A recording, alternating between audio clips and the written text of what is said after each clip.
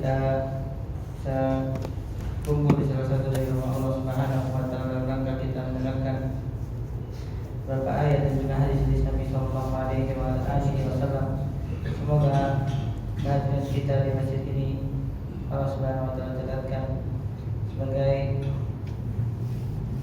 salah satu ibadah yang utama, karena menuntut ilmu merupakan ibadah yang utama sebagaimana dikatakan oleh Imam Ahmad rahimahullah taala. Imam Ahmad rahimahullah taala, talabul ilmi la ya'dilu syai' idza saluhat niyyah. Imam Ahmad rahimahullah taala, menuntut ilmu merupakan amalan yang sangat utama yang tidak ada yang bisa mengalahkannya, ya, setelah yang wajib. Jika niat dalam menuntut ilmu itu adalah niat yang baik, yaitu dia hadir majelis ilmu dalam rangka mengangkat kebodohan dari dirinya, dan juga dia meniatkan agar Allah Subhanahu wa taala memberikan kepada dia ilmu yang bermanfaat. Jamaah sekalian Allah Subhanahu wa taala, insyaallah pada kesempatan malam hari ini sebagai penanti di malam Selasa, ya, kita akan kembali lanjutkan bacaan dari kitab Al-Adabul Mufrad karya Imam Al-Bukhari rahimahullah taala, yang isi dari kitab ini adalah hadis-hadis Nabi sallallahu alaihi wasallam berkaitan dengan adab dan akhlak. Kaitan dengan adab dan akhlak. Semoga dengan kita membaca hadis-hadis dari Nabi sallallahu alaihi wasallam, kita termotivasi untuk memiliki akhlak yang mulia, dan kita coba aplikasikan jamaah dalam kehidupan sehari-hari. Dan Nabi sallallahu alaihi wasallam dalam bersabda, "Inna aktsara ma yadkhulul jannah at-taqwa wa husnul khuluq." Semuanya yang paling banyak memasukkan seseorang ke dalam surga adalah amalan ketakwaan dan juga akhlak yang mulia. Kita masuk pada hadis ke-694, ya. Masih dalam bab da'awat Nabi sallallahu alaihi wasallam, bab doa-doa yang diajarkan oleh Nabi sallallahu alaihi wasallam. Kata Imam Bukhari rahimahullah taala, hadatsani Ibrahim bin Munzir qala hadatsana Bakr bin Sulaim as-Sawaf qala hadatsani Humayd bin Ziyad al-Kharrat an Quraib maula Ibn Abbas qala hadatsana Ibn Abbas qala kana Nabi sallallahu alaihi wasallam yu'allimuna hadha ad-du'a kama yu'allimuna surata min al-Qur'an. A'udzu bika min 'adzabi jahannam wa a'udzu bika min 'adzabil qabr wa a'udzu bika min fitnatil masiihid dajjal wa a'udzu bika min fitnatil mahya wal mamat wa a'udzu bika min fitnatil qabr. Imam Bukhari rahimahullah taala meriwayatkan dari gurunya Ibrahim Munzir, adalah seorang yang thiqah, dari Bakr bin Sulaim, seorang yang thiqah, dari Humayd bin Ziyad, dari Quraib maula Ibn Abbas. Quraib adalah bekas budaknya Abdullah bin Abbas, kemudian dimerdekakan dan menjadi ahli ilmu. Beliau meriwayatkan dari gurunya sekaligus maula. Maula adalah bekas budak yang dimerdekakan. Dari Abdullah bin Abbas radhiyallahu taala anhuma, beliau berkata, Nabi sallallahu alaihi wasallam mengajarkan doa ini kepada kami sebagaimana Nabi sallallahu alaihi wasallam mengajarkan kami salah satu surat dari Al-Qur'an. Abdullah bin Abbas radhiyallahu taala anhuma ingin menjelaskan kepada kita tentang pentingnya doa ini.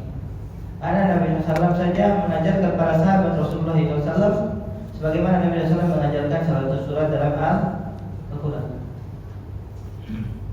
Nabi SAW mengajarkan kepada para sahabat seperti mengajarkan satu surat dalam Al-Quran, maka doa ini perlu hendaknya kita memahaminya jemaah, merenungkannya hingga mendatangkan manfaat ketika Allah Subhanahu wa taala mengijabah doa ini. Dan doa yang diajarkan oleh Nabi SAW ini kita sudah pernah bahas, ya, pada pertemuan sebelumnya, maka kita hanya mengulang saja lafaz dari hadis ini, yaitu a'udzubika min 'adzabi jahannam.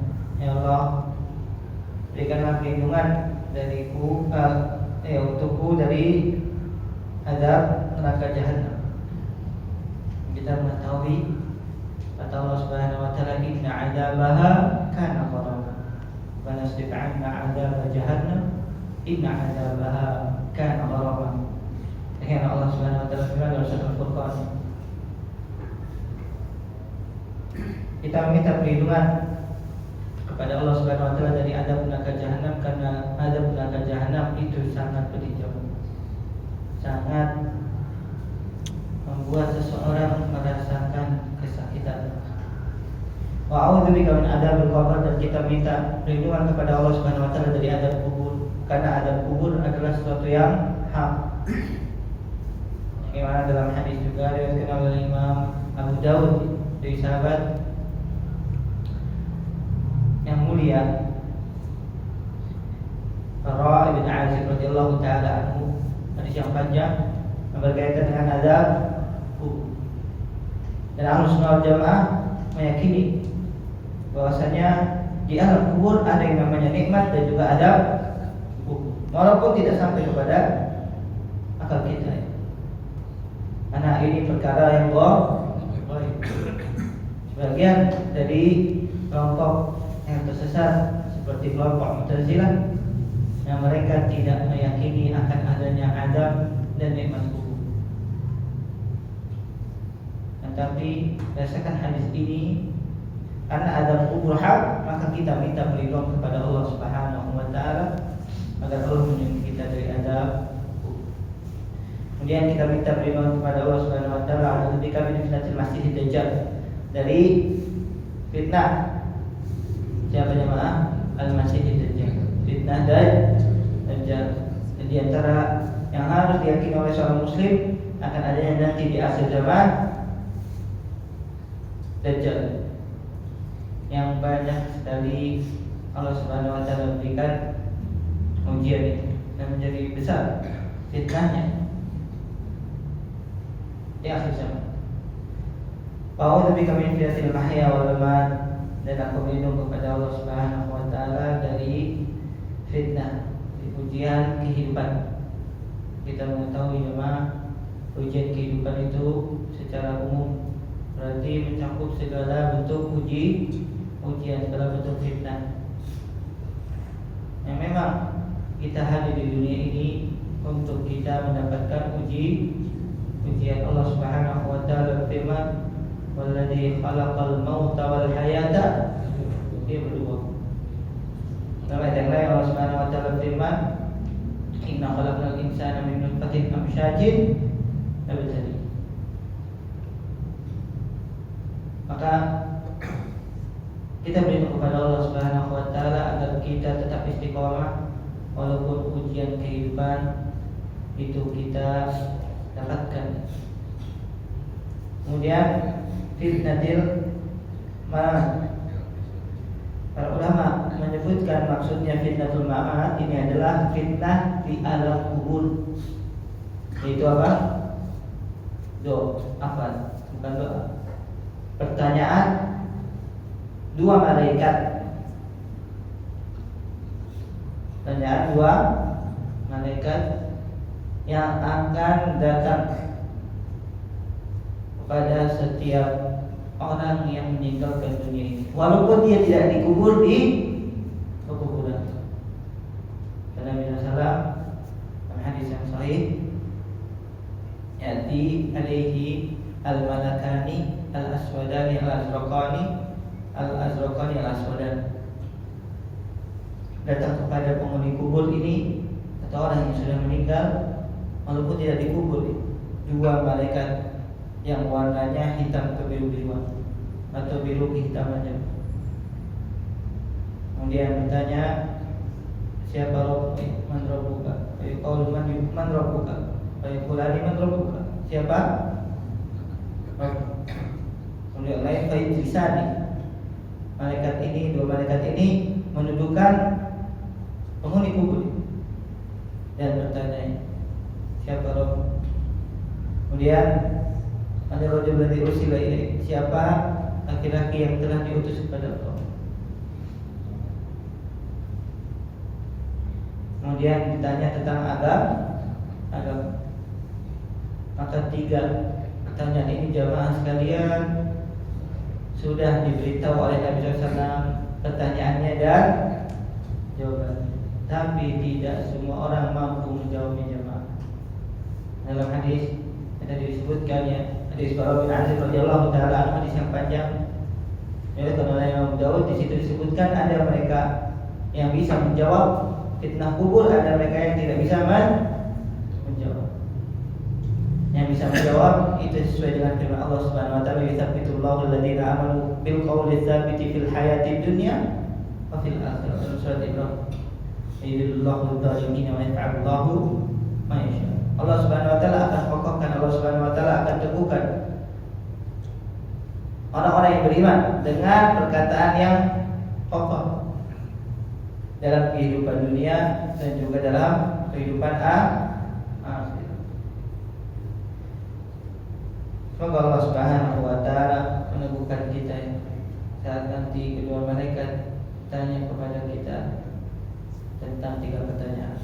Dan alangkah baiknya jemaah kita berupaya untuk memahami dan juga mengaplikasikan apa yang disebut oleh Syekh Muhammad Abdul Wahhab dalam kitab beliau Usulu Masalah. Alhamdulillah masih dibahas oleh Ustaz Baidawi hafizahullah taala di tiap hari Sabtu pada subuh, pada maghrib. Maka mengajak kepada jemaah sekalian untuk hadir agar kita bisa memahami dan juga mengaplikasikan 3 landasan utamanya yang akan ditanya nanti ialah wa'udzu bika min fitnatil qabr. Aku berlindung kepada Allah Subhanahu wa taala dari fitnah kubur. Ini disebutkan secara khusus ya jemaah sekalian oleh Allah Subhanahu wa taala. Fitnah al-kubur, pertanyaan malaikat di alam kubur. Nah, kata Syekh Muhammad Said Hafizahullah taala, hatta inna ba'd as-salaf kana yuhafidhu 'alayha ka'annaha min al-wajibat lima fiha min al-fardhi wal wajib, innama huwa tasyahhud wa salatul ibrahimiyah. Sampai sebagian para ulama salaf dahulu ya, karena perhatian mereka terhadap doa ini sebagaimana perhatian Nabi SAW. Mereka menganggapnya doa ini wajib dibaca ketika tasyahud akhir di penghujung salat. Yang antaranya siapa? Taus bin Kaisan. Saat mendengar anaknya salat tidak membaca doa ini jemaah. Nah, ini disyariatkannya doa juga dibaca sebelum salat. Ketika mendengar anaknya tidak membaca di penghujung sholat, Taus mengatakan aid sholatak. Taus sampai mengatakan kepada anaknya, ulang sholatmu. Karena beliau berpendapat apa? Ini merupakan kewajiban. Rahimahullah ta'ala. Wahada doa li fadli wa istimali al-khair bihadafiri wa isti'adatu billahi min syarri bihadafiri asyada ilaihi Nabi sallallahu alaihi wasallam li'annahu du'a'un muqayyadun wa du'a'un mutlaq. Qayyad bit-tasyahhud wa mutlaqun yaquluhu al-insan fi kulli waqtin wa hinin fayattabi'u bihi. Doa ini mengandung banyak sekali keutamaan dan mencakup seluruh kebaikan dan meminta perlindungan kepada Allah Subhanahu wa taala dari seluruh keburukan. Semua masuk ke dalam doa ini dan kita minta perlindungan kepada Allah Subhanahu wa taala. Karena itu Nabi SAW mengajarkan para sahabat akan doa ini dan disyariatkan doa ini secara muqayyad, yaitu di akhir setiap sholat wajib, atau di akhir setiap sholat. Kemudian juga secara umum saat di waktu-waktu yang mustajab kita minta kepada Allah dengan doa ini. Nah, baik.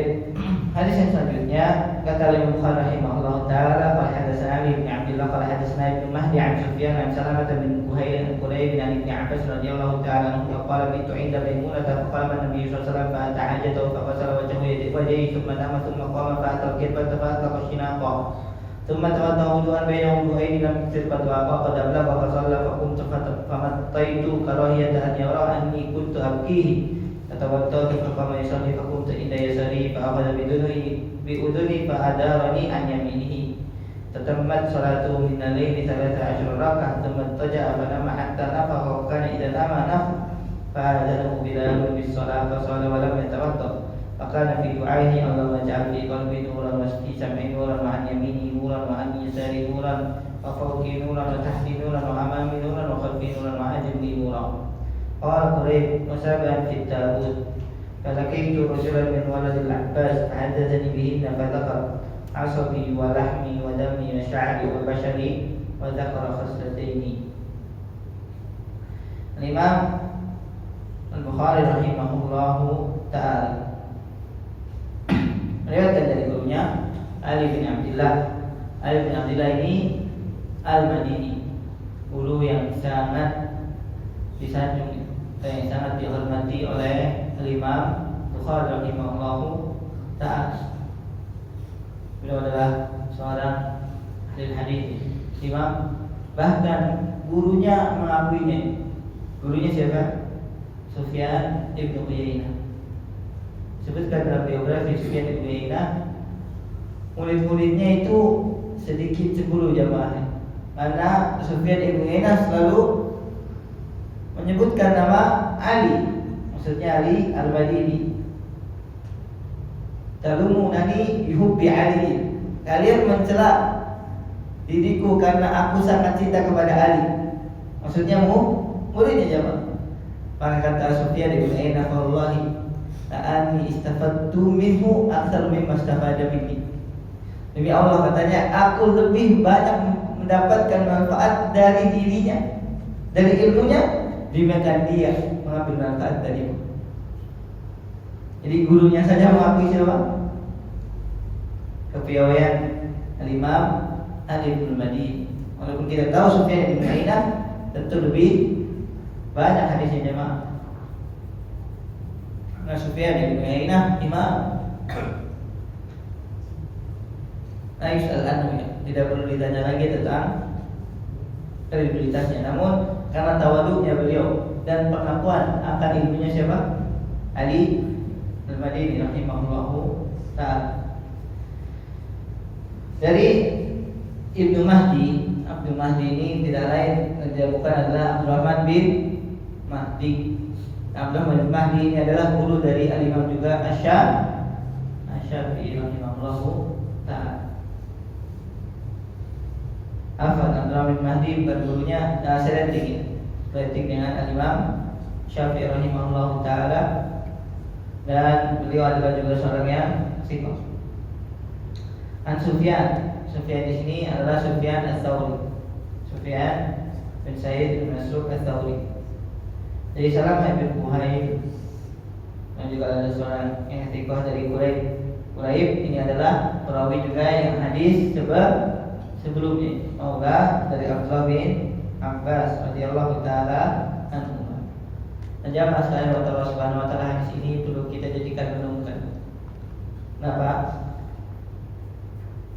Karena Abdullah bin Abbas radhiyallahu taala anhu saat meriwayatkan hadis ini atau saat menceritakan kisah ini, Abdullah bin Abbas radhiyallahu taala anhu umurnya tidak sampai 10 tahun. Tapi bagaimana beliau semangatnya untuk melihat ibadahnya siapa? Sang teladan. Umurnya masih berapa? Tidak sampai 10 tahun sebagaimana dikatakan oleh para ulama. Tapi semangat ibadahnya, semangat ingin mencontoh sang teladannya.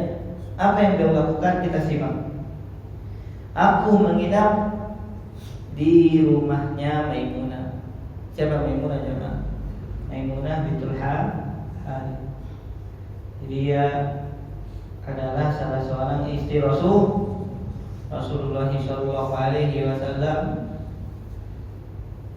dan beliau sekaligus radhiyallahu taala anha bibi dari siapa? Abdullah bin Abbas. Berarti Mahramnya siapa?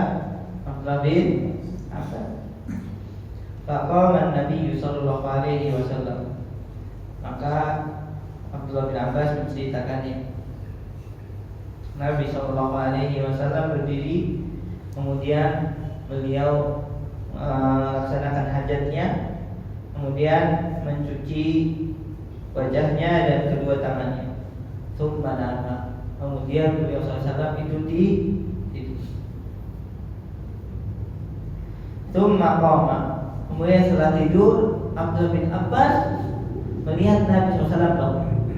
Berarti kalau kita cermati dari hadis ini jamaah, atau dari kisah ini, Abdullah bin Abbas sama sekali nggak tidur. Bayangkan, seorang anak umur 10 tahun sengaja nggak tidur, sengaja begadang, bukan main game doang. Anak zaman sekarang ngapain coba? Allah Ustaz, pegang HP nggak bisa tidur. Kenapa? Main game lah, susah lepas dari hand.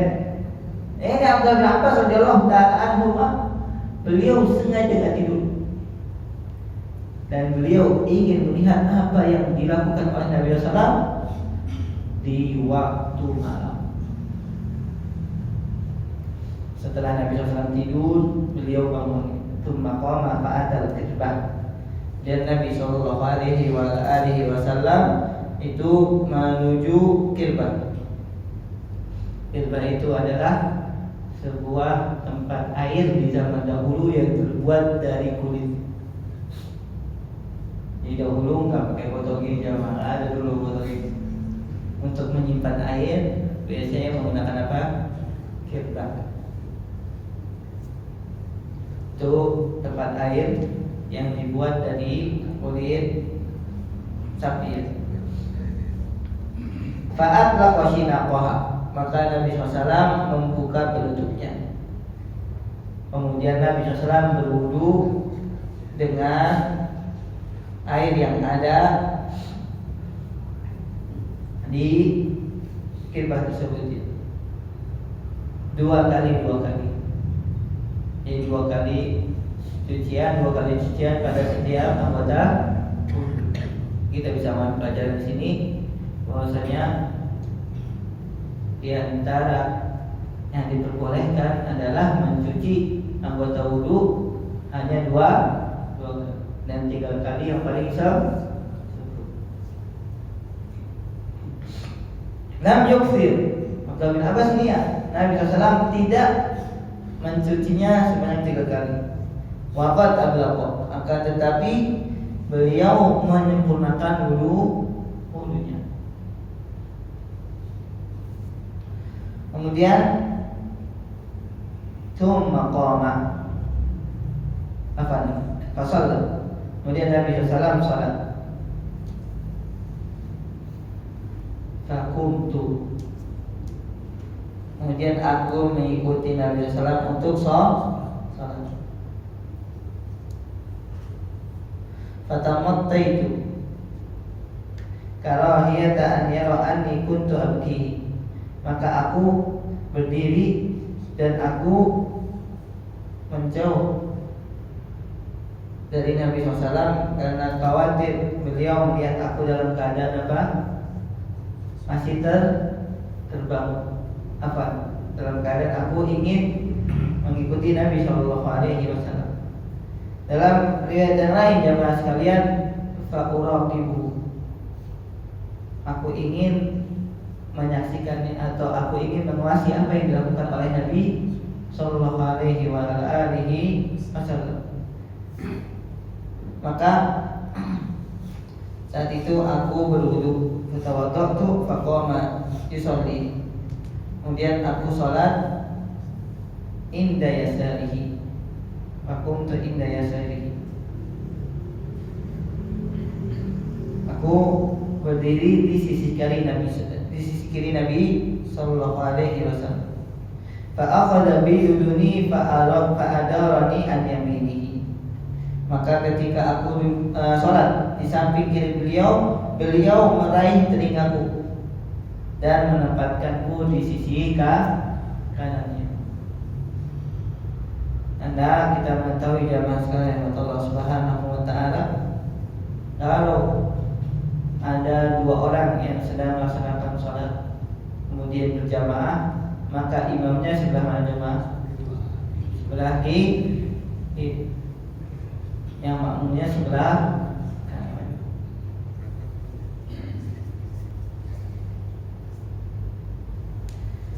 Dari hadis ini kita bisa mengambil pelajaran jamaah sekalian bahwasanya posisi imam dan makmum kalau jumlahnya dua orang maka sejajar.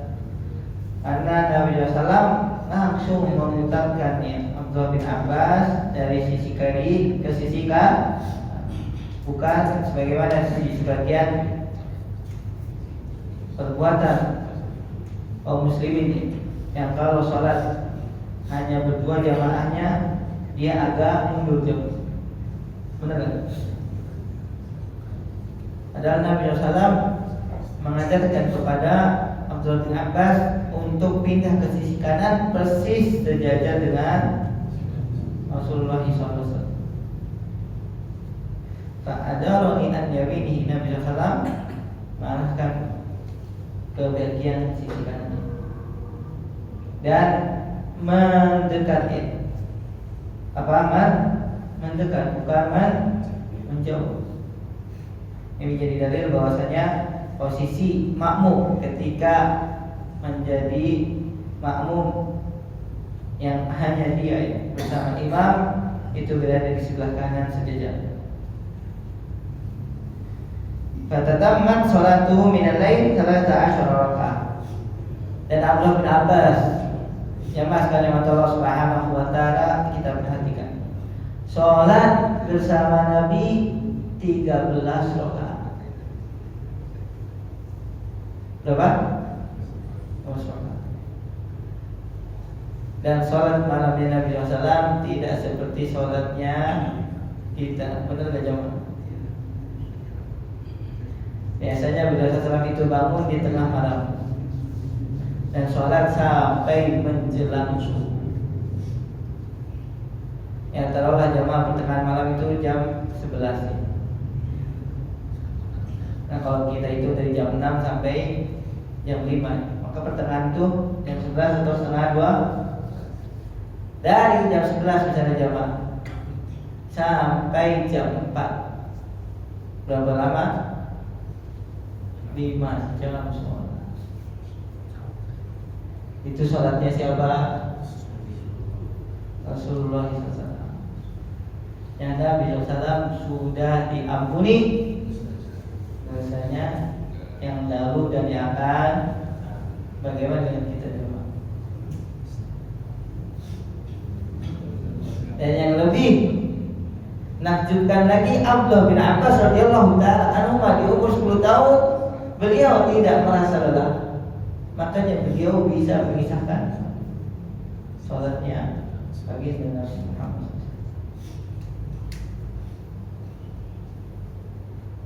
5 jam itu mungkin bisa dapat 5 juz jamaah. Mana jamaah siap kan? 5 jam tarawih. Itu sehari, Nabi SAW tiap hari jamaah. Sehari aja 5 juz, besoknya udah masjid. Ada lagi jamaah. Abdullah bin Abbas umurnya berapa? 10 tahun.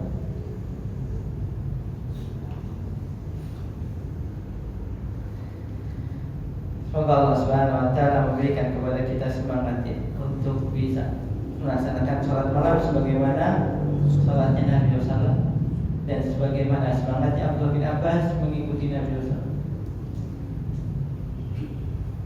Allah ya, zaman sekarang ada seorang anak yang seperti ini, masya Allah.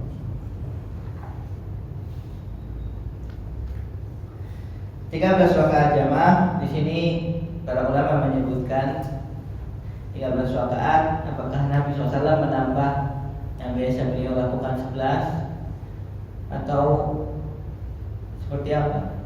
Ulama menyebutkan maksudnya 13 rakaat ini Ada yang menyebutkan pendapat yang pertama 2 rakaat itu sebagai pembuka.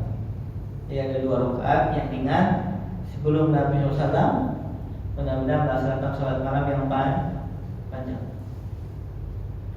Pendapat yang kedua maksudnya 13 rakaat.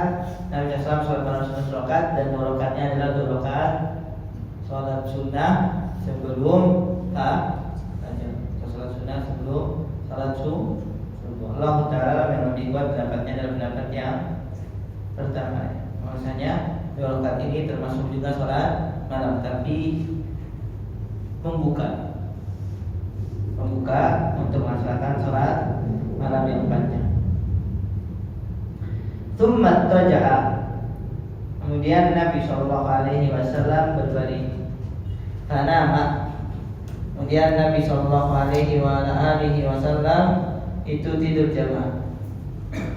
Hatta nafakha, sampai terdengar suara dengkurannya.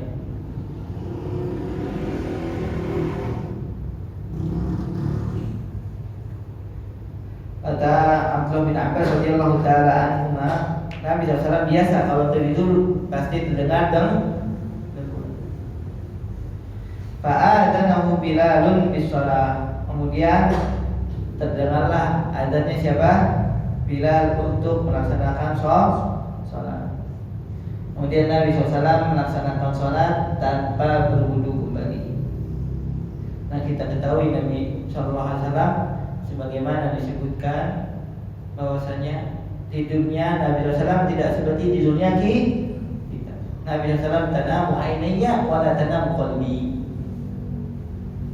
Nabi SAW menyebutkan bahwasanya memang matanya yang tertidur, tapi hatinya tidak. Hatinya tetap terjaga. Ini khususan siapa? Rasulullah SAW. Makanya tidurnya tidak membatalkan jam. Beda dengan kita kalau sudah tidur, apalagi sampai apalagi sampai berbaring jamaah. Antum kamu wudu lagi ya Allah. Banget aja Pak. Lagi sampai mimpi.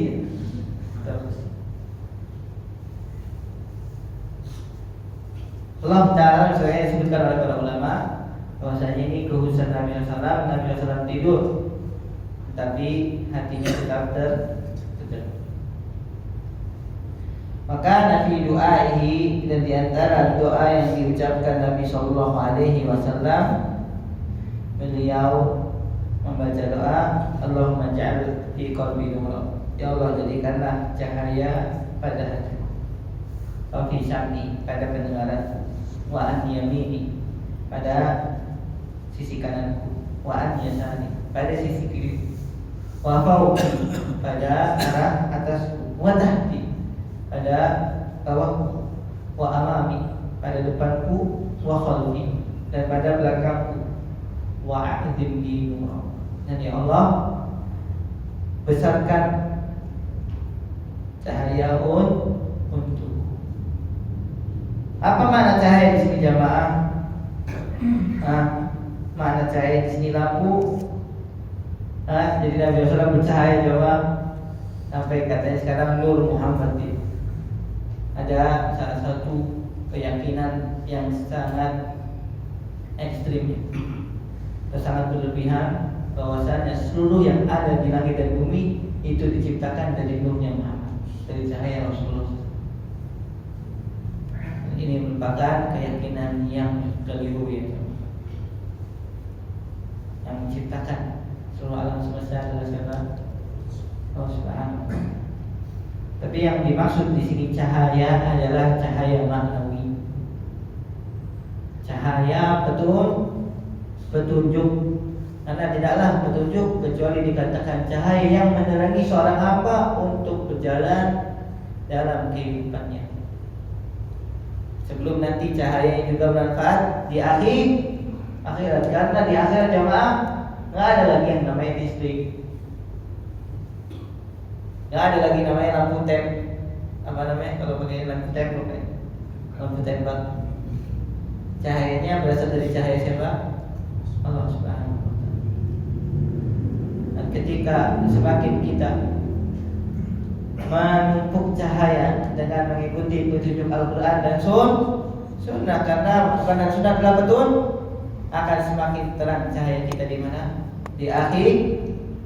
Dan pernah kita bahas tentang cahayanya orang-orang yang beriman itu memberikan penerangan ya, dibandingkan cahayanya orang-orang munafik, apalagi orang-orang kafir. Maka yang diminta oleh Nabi SAW di sini adalah betul jamaah sekalian yang Allah Subhanahu wa Ta'ala. Dan cahaya petunjuk ini, masya Allah, Nabi SAW meminta kepada seluruh alam. Dan yang paling pertama yang beliau minta adalah cahaya di dalam hati.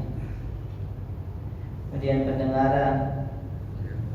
Kemudian dalam ayat yang lain itu ada tambahan basori, fi basori nurun, tambahan pada penglihatan. Yang menunjukkan ini adalah cahaya maknawi karena telinga gimana cahaya jemaah? Paham di sini? Atau juga hati ya? Gimana terangin hati jemaah? Maka di sini yang dimaksud adalah cahaya maknawi, yaitu petunjuk di sisi kanan, kemudian di sisi kiri, kemudian di arah atas, itu juga dari bawah, itu juga di depan dan di belakang, semua arah yang meliputi seseorang. Maka Nabi SAW memintakan agar Allah Subhanahu Wa Taala memberikan kepadanya di cahaya. Berkata Quraibiyah, perawi seorang tabi'in yang Maulana Ibnu Abbas, wasab'an fit tabut, dan ada 7 sisanya yang berada dalam tabut. Maksudnya dalam kotak yang disimpan oleh Quraibiyah tentang tambahan. Simpan Quraib atau disimpan oleh Abdullah bin Abbas radhiyallahu taala anhu. Maka aku menemui anaknya Abbas, dia menceritakan kepadaku tentang doa itu dan ditambahkan tambahannya. Tambahan apa? Tambahan. Itu tambahannya 7 hal yang ditambahkan dari cahaya. Kita dengar ada terjadi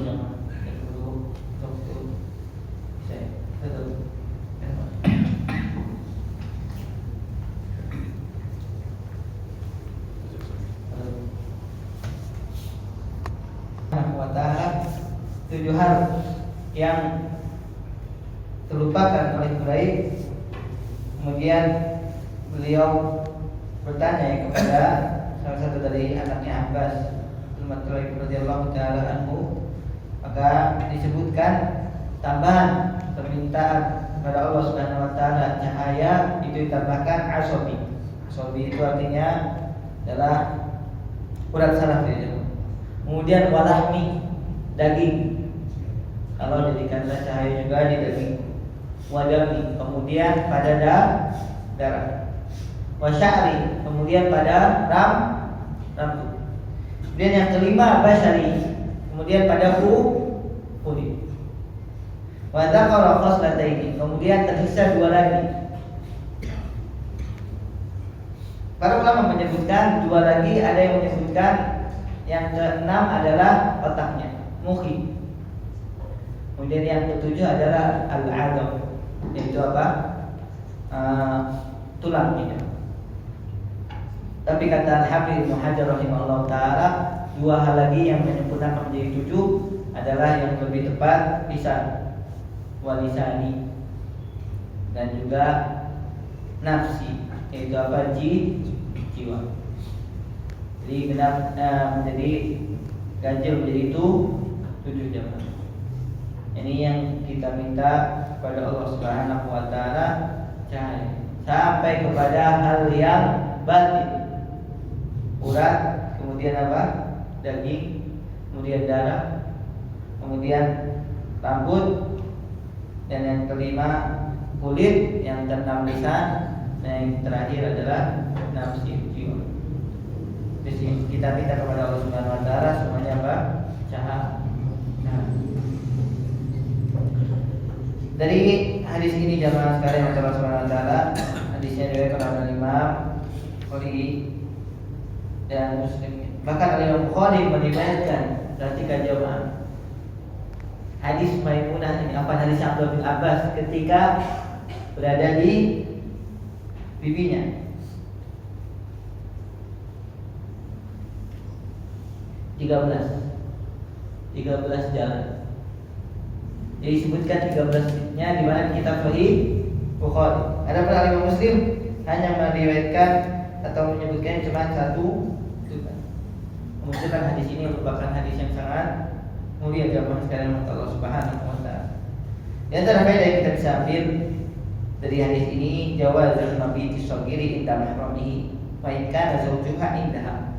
Diperbolehkan mahram yang masih kecil itu ikut menginap, sedangkan suami dari calon mahram ini bibinya tadi ada ya. Bahkan Abdullah bin Abbas menghitung ini. Kapan Nabi SAW menginap di mana? Di rumahnya Maimunah. Sampai seniat itu cuma. Pokoknya anak mau melihat bagaimana Nabi SAW memanfaatkan malamnya. Jadi benar-benar sangat menghujam sekali jamaah keteladanan Rasulullah SAW terhadap apa yang beliau Sallallahu Alaihi Wasallam ingin ajarkan kepada para sahabat, sampai anak-anak kecilnya saja ingin meneladani siapa? Rasulullah. Dari yang sini kita bisa mempelajari juga sihhatu sholat shabi, sahnya sholat anak yang kecil, karena disebutkan di sini Abdullah bin Abbas belum balik, umurnya 10 tahun, rata-rata 10 tahun untuk laki-laki itu belum balik biasanya. Kalau perempuan tidak. Dan yang ketiga, jawaz fatli uduni sabihi li ta'nisihi wa iqadhihi. Diperbolehkan seorang itu menarik telinganya, fatli uduni sabihi. Fatli artinya menarik telinga seorang anak kecil, li ta'nisihi, untuk mengasihinya atau untuk mendidiknya, wa iqadhihi, dan membangun. Nabi SAW melakukannya kepada siapa? Abdullah bin Abbas. Dari hadis ini juga kita bisa mengambil pelajaran fadlu sholatil lail, keutamaan sholat malam. Nabi SAW melakukannya setiap malamnya. Bahkan kata Nabi SAW, dak usalihi, merupakan kebiasaannya orang soleh. Ini pernah saya sampaikan jemaah, harus bisa dibiasakan. Walaupun sholat malam cuma 3 rakaat. Antum bangun sebelum subuh 15 menit ya. Mungkin butuh kamar mandi 5 menit, sisa 10 menit masih bisa antum melakukan sholat 3 rakaat, insyaallah cuma 5 menit atau 10 menit. Gunakan jamaah, karena dengan sholat malam akan mendatangkan keberkahannya. Lagi Allah Subhanahu wa taala firman, tatajafa junubuhum anil madaji yad'una rabbahum khawfan wa tama'an wa mimma razaqnahum yunfiqun fala ta'lamu nafsun ma ukhfiya lahum min qurrati a'yunin jazaa'an bima kanu ya'malun. Ampun-ampun orang-orang yang dijamin masuk surga, mereka jauh dari pembandingan, punggung mereka itu jauh dari pembandingan. Maksudnya di sini melaksanakan sholat. Yad'una rabbahum, mereka berdoa kepada Allah Subhanahu wa taala dalam keadaan takut dan juga berharap. Dan dari sebagian rezeki mereka bayarkan zakatnya. Fala ta'lamu nafsun, maka tidak ada seorang jiwa pun yang mengetahui apa yang Allah Subhanahu wa taala sembunyikan dari kenikmatan. Maksudnya surga. Jazaa bima kanu ya'malun, disebabkan apa yang telah mereka lakukan. Maka jemaah, hendaknya kita melaksanakan sholat malam, jangan kalah dengan siapa? Abdullah bin Abbas. Dari hadis ini juga kita bisa mengambil pelajaran Abdullah bin Abbas radhiyallahu taala anhu wa bayan quwwati fahmihi wa hirsi ala ta'allumi amri. Keutamaan Abdullah bin Abbas radhiyallahu taala anhu, dan kita bisa melihat atau kita bisa memperhatikannya kekuatan pemahamannya, dan juga semangatnya dalam mempelajari agama ini. Nah, beliau dengan kesengajaan ingin melihat bagaimana Nabi SAW menghabiskan malam. Dan saat itu beliau umurnya masih beliau menunjukkan semangat beliau dalam mempelajari, dalam meneladani Rasulullah SAW. Ini juga penting kita hadirkan ya, penting kita ceritakan kepada anak-anak kita bahwasanya yang kita jadikan teladan siapa? Rasulullah SAW dan para sahabat. Sering sampaikan di sini jemaah, anak-anak muda kita sekarang kehilangan keteladan. Kalau seandainya kita sebagai ayah kehilangan sosok untuk diteladani, maka jangan sampai mereka juga kehilangan cerita para sahabat Rasulullah. Itu juga kisahnya para sahabat Rasulullah SAW, karena mereka yang sebenarnya adalah pahlawan. Mereka adalah yang sebenarnya manusia yang Allah Subhanahu wa taala jadikan sebagai sosok yang patut diteladani. Bukan orang-orang kafir atau orang fasik coba, yang justru akhirnya merusak siapa? Anak-anakmu muda. Terlebih lagi jemaah, di antara fitrah anak-anak muda adalah mereka senangnya menipu. Kalau yang ditontonkan atau yang diteladani, yang diikuti adalah orang fasik, gimana enggak rusak generasi kita? Maka kita dekatkan jemaah sekalian anak-anak kita kepada biografi, kepada suri tauladan Rasulullah SAW dan para sahabat, supaya akan muncul generasi yang terbaik. Di antara faedah yang kita bisa ambil juga mas'uliyatul jamaah fin nafilah wa bayan mauqifil iman wal ma'mum. Disyariatkannya juga jamaah saat sholat sunnah. Dan yang paling ditekankan ketika sholat malam atau sholat tarawih di bulan Ramadan. Walaupun di selain bulan Ramadan ini disyariatkan, tapi para ulama menyebutkan jangan sering sesekali boh. Karena di sini Nabi SAW tidak memerintahkan Abdullah bin Abbas yang memiliki inisiatif. Dan kalau seandainya dilarang, misalnya Nabi SAW melarang Abdullah bin Abbas untuk menjadi imam, tapi dibiarkan oleh Nabi SAW. Maka di sini disyariatkan. Makanya para ulama menyebutkan sesekali boleh sholat malam berjamaah selain di bulan Ramadan. Dan di antara faedah yang terakhir kita bisa ambil pelajaran jamaah al-murad bi su'alin nuri fi a'dahi wa jihati bayanul haqqi wa diyaihi wal hidayati ilaihi. Maksudnya yang diminta kepada Allah Subhanahu wa taala dari cahaya pada anggota tubuh dan seluruh arah anginnya adalah memohon kebenaran. Kemudian juga cahaya petunjuk menuju kebenaran. Karena kalau bukan karena cahaya Allah Subhanahu wa taala, niscaya seseorang berada dalam kehidupan dunia ini dalam kegelapan. Kalau seandainya bukan petunjuk dari Rasulullah SAW, niscaya kita tidak bisa menilai mana yang buruk, mana yang baik. Kita tidak bisa meniti jalan. Sebagaimana kalau seorang berada di dalam kegelapan, bisa nggak dia melihat jalan jemaah? Bisa melihat ada bahaya di depannya. Itulah kita. Ketika kita mengikuti petunjuk Nabi SAW, maka kita akan bisa melihat jalan untuk menuju surga Allah Subhanahu wa taala dan bisa mendapatkan ampunan serta rahmat dari Allah Subhanahu wa taala. Mudah-mudahan apa yang kita bahas pada kesempatan kali ini